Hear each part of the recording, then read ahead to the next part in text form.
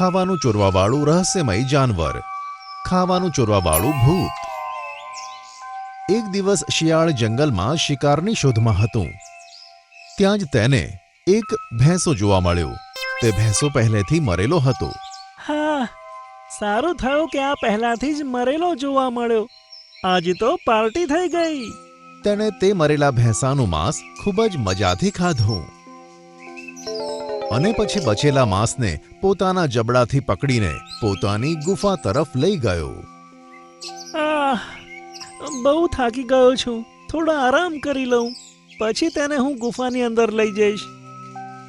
આમ કહીને તે ત્યાં જ થાક ખાવા લાગ્યો અને અચાનક ત્યાં ધુમાડો થવા લાગ્યો. અરે, આ અચાનકથી ધુમાડો ક્યાંથી આવ્યો? ધુમાડો ઝડપથી ફેલાવા લાગ્યો અને શિયાળને કશું જ દેખાવા ન લાગ્યું.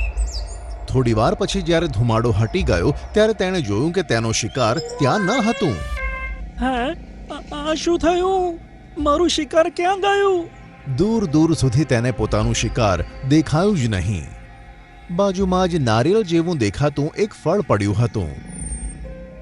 બીજા દિવસે છોટું હરણ અને રેન્ચો ગધેડો પોતાના માટે ખાવાની વ્યવસ્થા કરીને ઘરે પાછા આવ્યા. રેન્ચો ગધેડાની પીઠ ઉપર ખૂબ જ લીલું લીલું ઘાસ અને કેટલાક સ્વાદિષ્ટ નાના નાના છોડ હતા. ખાવાનું શોધવા માટે થોડું મોડું જરૂર થયું, પણ એ સારું છે કે આપણા માટે 3 દિવસની ખાવાની વ્યવસ્થા થઈ ગઈ. અને ત્યાં પણ અચાનક ધુમાડો ફેલાવા લાગ્યો. બંને જણા જોર જોરથી ખાંસી ખાવા લાગ્યા. બધું જ ધૂંધળું દેખાવા લાગ્યું. જ્યારે ધુમાડો હટ્યો ત્યારે બંને જણાના તો હોશ ઉડી ગયા. રેન્ચો ગધેડાની પીઠ ઉપરથી ખાવાનું ગાયબ હતું અને ફરીથી એ જ નારિયેળ જેવું દેખાતું ફળ ત્યાં પડ્યું હતું. તે દિવસથી દરરોજ ચોરીની આવી ઘટનાઓ થવા લાગી. પછી બધા શેરખાન પાસે પહોંચી ગયા. મોન્ટુ વાંદરાએ તેમને બધી વાત કહી બતાવી અને તેમની સામે પેલું નારિયેળ જેવું દેખાતું ફળ પણ મૂક્યું. આ દેખાવમાં નાળિયેર જેવું છે, પણ આ કંઈક બીજું જ ફળ છે. નારિયેળ ક્યારે પણ અંદરથી ખોખલું નથી હોતું. આ ફળ કયું છે અને જંગલમાં થતી ચોરીઓ સાથે તેનો શું સંબંધ છે? આ વિષય પર આપણે બધાએ શોધ કરવી પડશે. શેરખાને બધા જાનવરો સાથે યોગ્ય વાત કરી અને પછી બધા પોતપોતાના ઘરે જતા રહ્યા.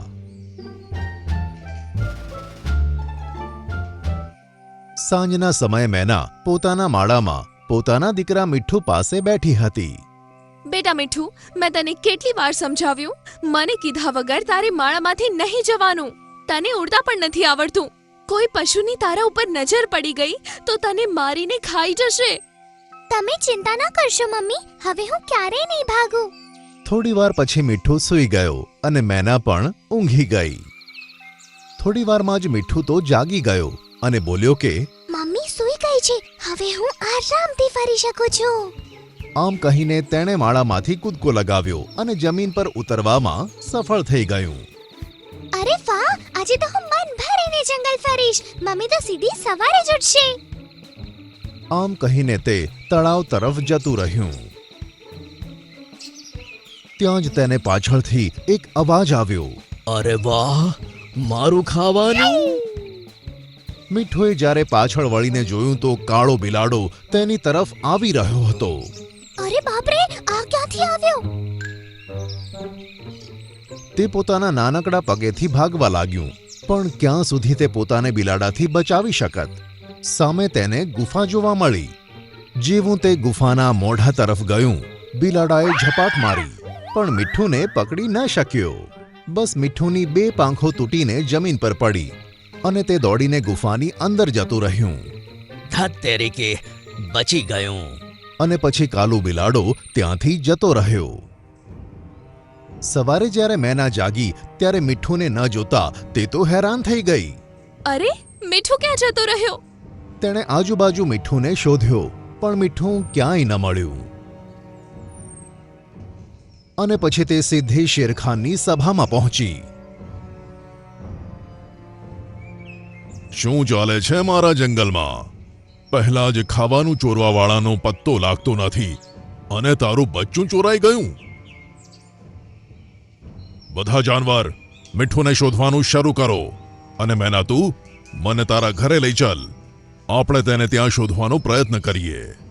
બધા જાનવર મીઠુને શોધવા નીકળી પડે છે અને પછી શેરખાન મેના સાથે મીઠુને શોધતા શોધતા તે જ ગુફાના મોઢાની આગળ પહોંચી જાય છે.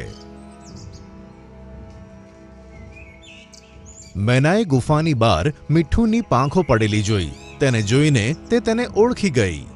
અરે આ તો મીઠુના પીંછા છે. હા, એનો અર્થ છે મીઠું આ જ ગુફાની અંદર જતો રહ્યો છે. ચલો જઈએ. કહીને શેરખાન મેનાની સાથે ગુફાની અંદર પહોંચ્યો. તેમણે દૂરથી જોયું કે મીઠું ડરી હોઈ હાલતમાં એક ખૂણામાં બેઠો છે અને તેની સામે એક હાઈના ઊભો છે. નાનકડા બચ્ચા, તે અહીંયા આવીને ખૂબ જ મોટી ભૂલ કરી છે. મને છોડી દો લક્કડખોદ ભાઈ. જો તને છોડી દીધો તો મારી સચ્ચાઈ બધા સામે આવી જશે. આજે તું જ મારો લંચ બનવાનો છે. આમ કહીને તે મીઠું ઉપર ઝપાટ મારવાનો જ હતો ત્યાં જ શેરખાને તેને બચાવી લીધું. અરે બાપરે, આ શેરખાન! હવે તારો ખેલ ખતમ. મેના ઝડપથી મીઠું પાસે પહોંચી ગઈ અને તેને ઉચકી લીધું. તને સમજાવ્યા પછી પણ તે જ ભૂલ કરી. મને માફ કરી દો મમ્મી. હવે હું ઘરમાંથી ક્યારેય નહીં ભાગું. તને છેલ્લી વખત માફ કરું છું. થોડી વાર પછી બધા જાનવરો શેરખાનના ચોગાનમાં પહોંચી ગયા. આજે મીઠુની ના સમજને કારણે જંગલમાં ખાવાનું ચોરવાવાળાને આપણે પકડી શક્યા. આ ચોર જ બતાવશે તે ખાવાનું કેવી રીતે ચોરતો હતો અને આ નારિયેળ જેવા દેખાતા ફળનું શું રહસ્ય છે. મને ગોલ્ડીએ તેના જંગલમાંથી નીકાળી દીધો. તમે મને આ જંગલમાં રહેવાની પરમિશન નહીં આપો એવું વિચારી મેં આ ગુફામાં રહેવાનું ચાલુ કર્યું. મેં મારી ભૂખને શાંત કરવા તમારું ખાવાનું ચોરતો હતો. આ એવું ફળ છે જેને પછાડતા જ તેમાંથી ધુમાડો નીકળે છે. એનો જ ઉપયોગ હું ચોરીમાં કરતો હતો. હું આ ફળને જમીન પર પછાડતો હતો અને તમારી સામે ફેંકતો હતો. જ્યારે તેમાંથી ધુમાડો નીકળતો ત્યારે તેનો ફાયદો ઉઠાવીને હું ખાવાનું ચોરી લેતો. હા, તું આ જંગલમાં રહી શકે છે. બસ શરત એ છે કે નિયમો ના તોડતો. હવેથી કોઈનું પણ ખાવાનું ચોરવાની જરૂર નથી. તમારો ખૂબ ખૂબ આભાર શેરખાન. હવે બધા જાનવરોને શાંતિ થઈ અને મીઠુને પણ સારો પાઠ ભણવા મળ્યો અને જંગલના જાનવરોને ખાવાનું ચોરવાવાળાથી હંમેશા માટે છુટકારો મળી ગયો.